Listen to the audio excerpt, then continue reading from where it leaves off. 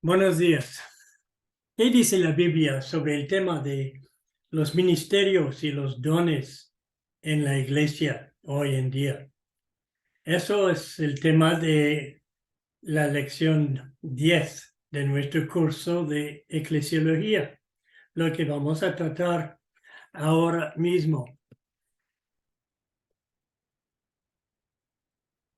Empecemos leyendo ese texto de Efesios capítulo 4, los versículos 7 hasta 12. Donde leemos, pero a cada uno de nosotros fue dada la gracia conforme a la medida del don de Cristo. Por lo cual dice, subiendo a lo alto, llevó cautiva la cautividad y dio dones a los hombres.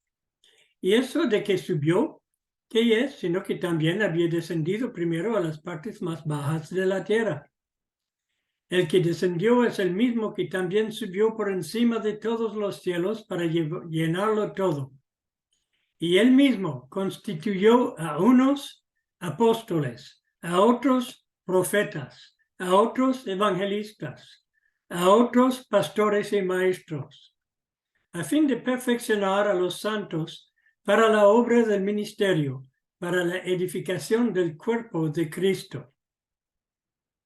Este texto no nos habla tanto de los dones y su ejercicio, aunque nos da una idea de cómo se deben ejercer, pero nos habla más de cómo, del ministerio en la iglesia. Si miramos el pasaje de una manera superficial, podemos quedarnos con la idea de que los que son llamados a ejercer el ministerio son los apóstoles, profetas, evangelistas y pastores y maestros. Pero al mirar con más atención, vemos que estos hombres fueron regalados a la iglesia a fin de perfeccionar a los santos, para que los santos ejercieran ellos el ministerio. Recuerden que cuando hablamos de los santos, estamos hablando de los miembros de la iglesia, los creyentes. Los apóstoles y profetas fueron dados una vez para siempre. Todavía los tenemos en los escritos de la Biblia. Sigue habiendo evangelistas y pastores maestros porque su trabajo siempre tiene que renovarse. Estos se sirven de los escritos de los primeros. Pero la tendencia, demasiado a menudo, es dejar que aquellos evangelistas y pastores ejerzan la obra del ministerio. Esa tendencia es contraproducente. Mientras ellos hacen la obra del ministerio, no están cumpliendo con su deber, el de formar a otros, de capacitar a otros para que hagan esa obra. Hay que reconocer que es mucho más difícil a menudo de capacitar a otros para hacer la obra del ministerio que de hacerlo sí mismo. En primer lugar, habría que hacer una definición bíblica de la palabra ministerio. Se suele utilizar la palabra hoy en día para designar a aquellos que enseñan la palabra de Dios en el público. Literalmente, la palabra traducida ministerio en nuestras Biblias, diaconía, significa servicio. Esto puede ser el servicio de preparar una comida, como en Lucas 10:40. Puede ser en el sentido de que la ley del Antiguo Testamento tiene un ministerio de muerte o de condenación, según 2 Corintios 3, 7 y 9. Puede tratarse de recibir un ministerio en el sentido apostólico, pastoral o profético, como 1 Timoteo 1:12, Hechos 1:17 y Oseas 9:27 en la Septuaginta y Hechos 20:24.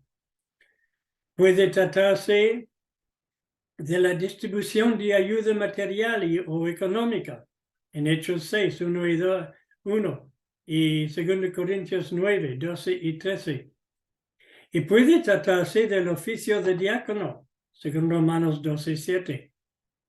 Parece, sin embargo, que se trata más a menudo de la idea de simple servicio y que se ha aplicado al ministerio de los líderes, apóstoles, pastores, etc., para subrayar que estos están al servicio de los creyentes. Según el léxico de Walter Bauer, revisado por Gingrich y Danker, la traducción de Efesios 4:12 sería a fin de preparar a los santos para el servicio práctico. Examinemos con más atención nuestro texto en Efesios 4:7-16. Dice, y él mismo, en el versículo 11, y él mismo constituyó a unos apóstoles, a otros profetas, a otros evangelistas, a otros pastores y maestros. Al principio del versículo 12, a fin de perfeccionar a los santos. Luego, en el versículo 12, para la obra del ministerio.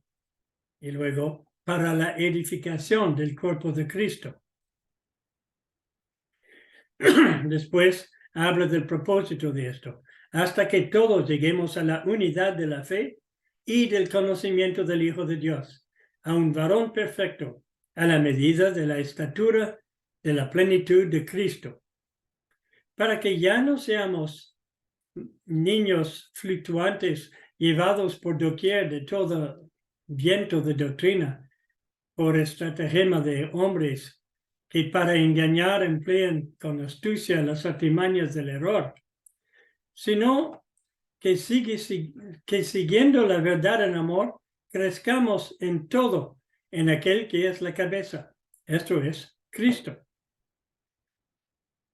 Este texto explica por cuál razón los líderes fueron dados a la iglesia, como vemos en el esquema siguiente. Primero, para formar o capacitar a los miembros para la obra del ministerio. Significa que cada miembro fue dado a la iglesia para hacer la obra del ministerio. La palabra ministerio significa servicio y puede incluir, entre muchas otras cosas, evangelismo, animarse los unos a los otros, orar los unos por los otros, la intercesión, ser un ejemplo para otros, para servir en cualquier manera práctica en el sentido de trabajo manual o la generosidad económica. ¿Y quién debe hacer este ministerio? ¿Los ancianos? ¿Los diáconos? Claro que sí, pero igualmente cada uno de los demás miembros. Y los ancianos deberían estar ejerciéndose en la formación, la capacitación, el entrenamiento de los miembros en estos ministerios. Luego, para que la iglesia tenga una unidad y madurez doctrinal, el versículo 13. Eso es el propósito. La palabra doctrina significa enseñanza. Se habla de la unidad del espíritu en el vínculo de la paz. Es saber que somos de la misma banda, evitar discusiones inútiles. La enseñanza es necesaria para tener esta unidad. La ignorancia es lo que quita la unidad. La gente pelea más por lo que ignora.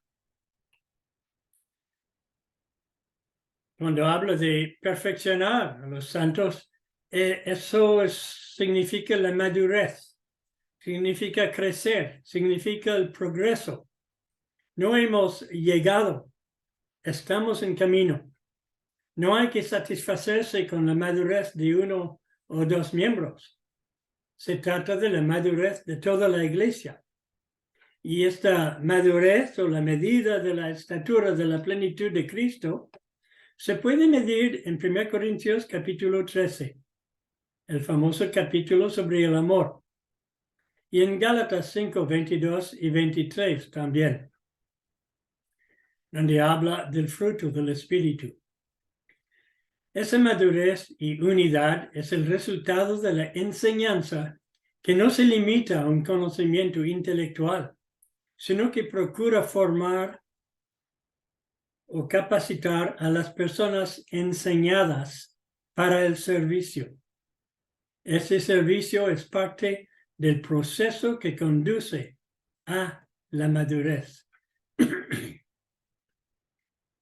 Luego también dice es para que los miembros sean firmes en su doctrina o en su enseñanza, según el versículo 14. La iglesia debería ser una especie de escuela bíblica para todos, un seminario. Sería importante tener una escuela dominical, no solo para los jóvenes, sino aún más para los adultos que tienen que estar enseñando a sus familias. Una persona que no está enseñada, en un momento sigue una doctrina y en otro sigue otra doctrina contraria. Es víctima de cada persona que viene en el nombre del Evangelio para enseñarle alguna idea rara. Si la persona tiene buena presencia y una facilidad para hablar y una cara simpática y cierta carisma en su presentación, entonces les escuchamos y les hacemos caso. Y bajo la pretensión de cualquier texto bíblico torcido, seguimos su doctrina. Es imprescindible ser enseñado y bien enseñado. Pero esta enseñanza, como hemos dicho, no ha de limitarse al lado intelectual. Toda la iglesia debería ser un sistema de discipulado en el cual cada miembro esté aprendiendo a servir en alguna manera por medio de la enseñanza que están recibiendo de sus líderes. En cuarto lugar, es para que los miembros crezcan espiritualmente. Versículo 15. No solo la iglesia, sino los miembros individualmente deben estar creciendo. Y las condiciones de crecer, pues la verdad que viene de una enseñanza doctrinal, crecer en amor es la enseñanza práctica, y crecer en relación con Cristo, la cabeza. La comunión con Cristo es imprescindible para aprender lo que es necesario aprender. En quinto lugar, para que la iglesia se edifique en el amor. Versículo 16. Esto es la relación entre los miembros de la iglesia local. Un amor entre cada uno fortalecerá los vínculos y ayudará a perdonar muchas cosas. Dice, habiendo purificado vuestras, en 1 Pedro 1:22, habiendo purificado vuestras almas por la obediencia a la verdad mediante el Espíritu, para el amor fraternal no fingido, amaos unos a otros entrañablemente de corazón puro. Ese amor crece entre los miembros solo cuando cada uno se está esforzando para servir en alguna manera. Lo más mortífero para el amor es cuando los miembros son meramente espectadores. En tal caso suelen tener una actitud crítica, un poco como los futbolistas de butaca. Y la crítica no fomenta el amor. Así que el propósito de los líderes y los que enseñan en la iglesia no es para tener un auditorio o tener espectadores. Una iglesia de espectadores no es una iglesia, sino una presentación, un espectáculo. Una iglesia consiste en un grupo de personas que se están formando, capacitando para ser cada vez más útiles en el ministerio, en el servicio. Ahora bien, cuando hablamos del ministerio o del servicio en la iglesia, tenemos que hablar de la capacidad de servir. Hablamos de dones. Hemos dicho que los apóstoles, profetas, evangelistas y pastores y maestros son dones que Cristo ha dado a su iglesia. Los miembros son dones que el Padre ha dado a Cristo. A cada miembro el Espíritu Santo ha dado soberanamente al menos un don. En 1 de Pedro 4, versículo 10, leemos cada uno según el don que ha recibido, ministrelo a otros como buenos administradores de la multiforme gracia de Dios. Fíjense que no dice según el don que haya recibido o que pueda haber recibido, sino que ha recibido. Y en 1 Corintios 12, versículo 11, leemos, pero todas estas cosas las hace uno y el mismo Espíritu, repartiendo a cada uno en particular como Él quiere. En este estudio no vamos a examinar los dones en detalle. Tampoco vamos a examinar el modo en que el Espíritu Santo da los dones. Tampoco vamos a examinar la cuestión de la vigencia o no de todos los dones, o si hay algunos que ya no están. Todo ello se trata en otra asignatura mía, que es la doctrina del Espíritu Santo. Si no has seguido aquella asignatura, recomiendo que obtenga los apuntes de la escuela, bueno, que me pueden escribir para conseguirlo, para estudiar el tema de los dones del Espíritu. Sería recomendable seguir aquella asignatura en su totalidad por medio de cintas o por medio de los videos, ¿no? Que todavía no están, de paso. Yo di aquella asignatura en Zaragoza, en España, pero acabaré poniéndolo en video. Sin embargo, pueden tener los apuntes de aquello. Lo que vamos a examinar a continuación es más bien la cuestión del uso o del ejercicio de los dones en la iglesia. Los miraremos en general y no uno por uno para no ir repitiendo lo que se hace en la otra asignatura. Tenemos dos pasajes que nos ayudan a entender este aspecto mejor. Hay Romanos capítulo 12 y 1 Corintios capítulo 14. En Romanos capítulo 12 aprendemos que hay que ejercer sus dones con un espíritu de entrega total al Señor, con una humildad y una sencillez que nace de un buen sentido común santificado, con esfuerzo y con respeto hacia los demás. En 1 Corintios 14 aprendemos a ejercer los dones con moderación, con orden, con respeto hacia los demás y con limitaciones o condiciones. Hay varios principios importantes sobre los dones que aprendemos en esos textos. Con frecuencia se hace la pregunta, ¿cuál es mi don? También uno se pregunta, ¿cómo puede ejercer sus dones en el contexto de su iglesia local?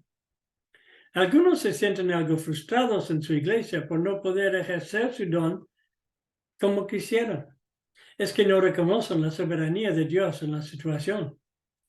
¿Deberías imponerte con tu don? La Biblia nos da respuestas a estas preguntas. Miraremos a continuación 3 maneras en que se debería ejercer su don. Primero, según Romanos capítulo 12, de todo corazón para el Señor. Es que tienes que entregarte a ti mismo al Señor. Él se ocupará de tu don. Romanos 12, 1. Si quieres que te muestre su voluntad en cuanto a tu don y tu servicio, tienes que tener una vida de separación y un comportamiento transformado, según Romanos 12, versículo 2. Tienes que ejercer tu don conforme a la medida de fe, con humildad, con realismo, con solicitud y con liberalidad, según los versículos 3 a 8. En otras palabras, haz lo mejor que puedas. Darás cuenta al Señor de la manera en que ejerces tus dones. No si sepas el nombre de tu don, sencillamente de ejercerlos.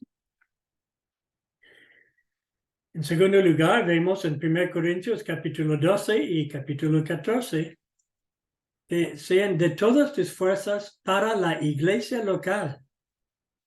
En capítulo 12, versículo 25, preocupándose unos por otros. Versículo 14, versículo 12, capítulo 14, versículo 12 de 1 Corintios, para la edificación de la iglesia. Y capítulo 14, versículo 40, decentemente y con orden. Por tanto, lo importante es siempre tener en mente a los demás, no el hecho de que los demás te reconozcan. No tiene el don para ser reconocido, tiene el don para servir a los demás en la manera en que los demás necesitan, respetándolos siempre. En tercer lugar, los dones deben ejercerse con toda sabiduría reconocida por la iglesia local. En Hechos 13, 1 a 4, vemos unos dones ahí, capítulo 14, versículo 23, Romanos 12, versículo 3, donde dice de no hacerse demasiado importante, y en 1 Corintios 12, 15 y 14, 29. Al final, después del capítulo 14, 29 de 1 Corintios, dice, y los demás juzguen. ¿Qué se debe hacer si alguien llega a la iglesia anunciando, el Señor me ha llamado a ser pastor aquí? Los obreros de la iglesia son nombrados por el Espíritu a través de la iglesia local, según Hechos 13, 1 a 5 y 14, 23. Hay que ejercer sus dones con humildad, sin tomar responsabilidades por su propia iniciativa, sin el previo acuerdo de los demás de la iglesia. Hay que consultar con los líderes que Dios ha dado a la iglesia. Por eso que en Romanos 12, 3 se nos dice de no tener una idea demasiado importante de sí mismo. El don que tú ejerces es importante. Tu deber no es hacer una revolución en la iglesia. Tampoco debes sentirte frustrado cuando no puedes ejercer el mismo ministerio que alguna otra persona. La persona que tiene que juzgar tu don y el ejercicio de tu don no eres tú. Los demás deben juzgar, según 1 Corintios 14, versículo 29. En conclusión, tu don es un regalo de Jesucristo, que Jesucristo da, no a ti, sino a su esposa, la iglesia. No debes esconderlo, ni tampoco imponerlo a la esposa de Cristo. Utilízalo para la gloria de Jesucristo, donde las circunstancias lo permiten, recordando siempre la soberanía de Dios en la situación. En la práctica, ¿qué significan estos principios? Puede ser, por ejemplo, que un creyente cree que tiene un don espiritual o una vocación hacia algún ministerio particular, pero que la iglesia local en que es miembro no ve en aquel miembro ni el don ni la vocación. Pues, ¿qué debía hacer? Poniendo en la práctica los principios bíblicos, es que debería someterse a la iglesia y ejercer algún servicio que ellos permiten. Con el tiempo, si en verdad él tiene el don y la vocación que pensaba tener, el Señor de la iglesia es muy capaz de hacer que lo reconozcan. ¿Qué debía hacer un creyente si cree que tiene un don y la iglesia ni siquiera cree que aquel don es vigente hoy en día? Una vez más, tiene que someterse a la orden de la iglesia. Si en verdad cree que la iglesia está seriamente equivocada y que es un asunto de tan importancia capital, entonces debería considerar la posibilidad de cambiar de iglesia, puesto que hay varias iglesias con convicciones distintas sobre los dones. Por otro lado, puede ser que sea un don que puede ejercer en privado sin que la iglesia sea afectada. Yo me refiero a aquellos que creen que tienen el don de lenguas, por ejemplo, y que son miembros de una iglesia que no cree que tal don existe hoy en día, sin juzgar la cuestión en este estudio, la persona puede decidir ejercer el don que cree tener en su propia casa. Por supuesto, no puede ejercerlo en el culto de la iglesia y tampoco debe intentar ganar a otros miembros a sus ideas, puesto que sería causa de divisiones. En 1 Corintios capítulo 14 encontramos unos principios sobre el ejercicio de algunos dones durante el culto. En capítulo 14, versículos 26 a 33, leemos: ¿Qué hay, pues, hermanos? Cuando os reunís, cada uno de vosotros tiene salmo, tiene doctrina, tiene lengua, tiene revelación, tiene interpretación. Hágase todo para edificación. Si habla uno en lengua extraña, sea esta por dos, o lo más tres, y por turno, y uno interprete. Y si no hay intérprete, cae en la iglesia, y hable para sí mismo y para Dios. Asimismo, los profetas hablan dos o tres, y los demás juzguen. Y si algo le fuera revelado a otro que estuviera sentado, cae el primero, porque podéis profetizar todos unos por uno, para que todos aprendan y todos sean exhortados. Y los espíritus de los profetas están sujetos a los profetas, pues Dios no es Dios de confusión, sino de paz. Ese último es, creo, el meollo del mensaje ahí. Y Dios no es Dios de confusión, sino de paz. Pablo tenía que tratar aquí de un problema de desorden y de confusión en una iglesia dividida entre sí. Cada uno seguía su partido personal. Celebraban la Santa Cena en grupitos rivales, algunos con una merienda muy pobre y otros con un festín. Y parece que en los cultos había una cacofonía de muchas personas hablando a la vez, cada uno procurando dominar la reunión con su voz. Tenía que poner orden en esto. Por tanto, Pablo les dijo cómo hacer. Sus principios pueden aplicarse a un culto abierto de nuestros días. Como hemos dicho, ya hay iglesias que tienen todo un culto de 1 hora o más, que es abierta a la participación en voz alta de todos. Otras iglesias toman una parte de su culto para eso. Otros lo hacen de vez en cuando. Aquí se nos dice cómo se debe hacerlo. No significa que cada culto sea abierto a la participación libre.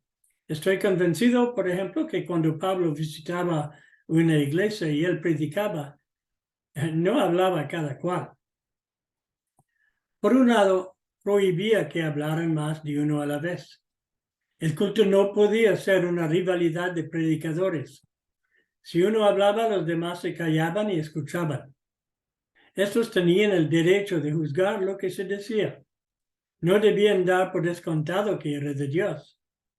En cuanto a la práctica de hablar en lenguas, y esto se aplica ahora a cualquier iglesia que tiene la convicción de que las lenguas son un don todavía en vigencia hoy, había ciertas limitaciones o condiciones. Solo se permitía hacerlo en público si se sabía que había un intérprete presente. Esto, por supuesto, no dejaba la puerta abierta a quien decidía que el espíritu le empujaba a hablar en lenguas y por tanto seguramente había un intérprete presente. Porque si no había intérprete, que callara. También se limitaba a 2 o a lo más 3 intervenciones de esa clase en la reunión. Es interesante que no ponía tales limitaciones al que profetizaba. Sin embargo, tenían que respetar el principio de que uno hablara a la vez. Y en un culto abierto, uno no tiene el derecho de monopolizar el culto, impidiendo que los demás hablen. Pablo recordó a los corintios que el espíritu está sujeto al profeta. Esto significa que nadie puede decir que era más fuerte que yo. No pude detenerme. Fue el espíritu que me llevó. Hay otra cuestión que ha sido debatido mucho por todos los siglos y sigue debatiéndose hoy en día. Es la cuestión del ministerio de las mujeres. El mismo capítulo 14 de 1 Corintios prohíbe a las mujeres de hablar. Sin embargo, parece que estaba hablando en cierto contexto. En el capítulo 11, en el cual Pablo hablaba claramente del culto público, el apóstol exigió que si una mujer oraba o profetizaba, tenía que tener la cabeza cubierta.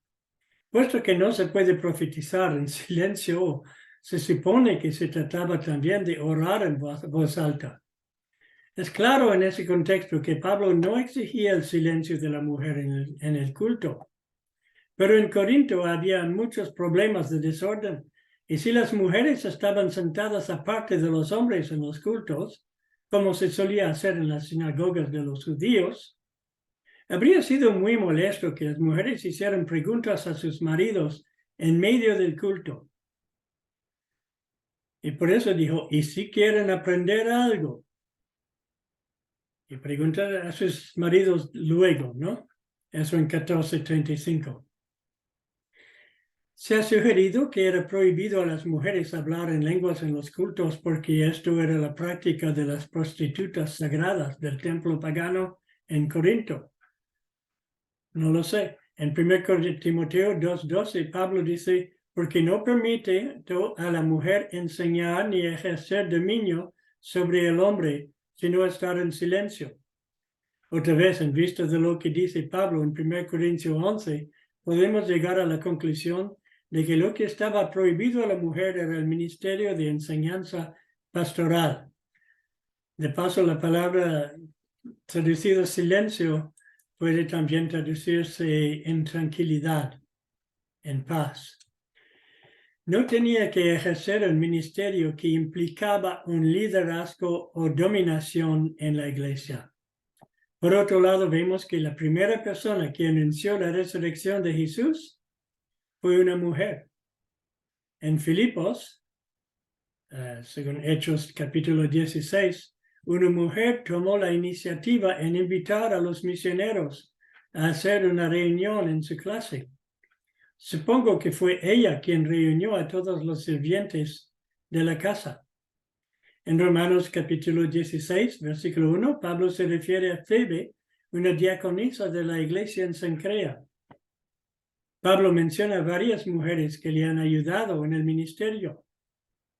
Y no creo que se tratara de lavar su ropa. Sabemos que Priscila, junto con su marido Aquila, enseñó a Apolos, que tenía una idea muy incompleta del evangelio. Y como resultado, acabó siendo un evangelista muy eficaz. En el libro de Hechos, capítulo 21, versículo 9, aprendemos que Felipe, el evangelista, tenía 4 hijos doncellas que profetizaban. Por tanto, parece que el propósito no es de impedir a las mujeres que ejercieran un ministerio, sino de impedir en unos casos que dominan en la iglesia y en otros que causan un desorden en la iglesia.